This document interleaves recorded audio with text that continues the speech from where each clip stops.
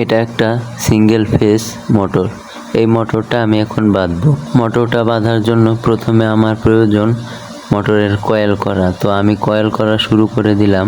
Single phase মোটরে সাধারণত দুই ধরনের কয়েল হয়ে থাকে, একটা হচ্ছে রানিং আর একটা হচ্ছে স্টার্টিং।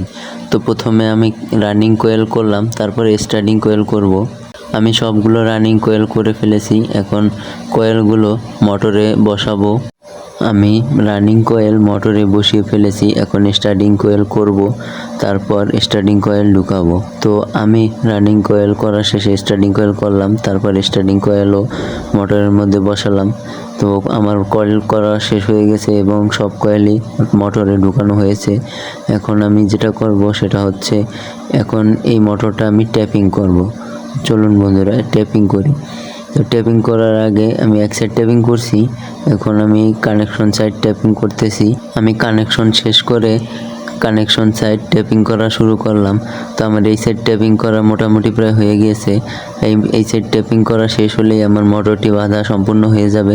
তারপর আমি মোটরটিতে ভার্নিশ দিয়ে মোটরটি বাঁধা সম্পূর্ণ করব। তো বন্ধুরা, আমার এই ভিডিওটি আপনাদের কেমন লেগেছে অবশ্যই কমেন্ট করে জানাবেন। অবশেষে আমি অনেক কষ্টের পর মোটরটি বাঁধা সম্পূর্ণ করলাম। বন্ধুরা, আপনারা আমার ভিডিওগুলো অবশ্যই দেখবেন এবং আমাকে সাপোর্ট করবেন। আর সবাই ভালো থাকবেন।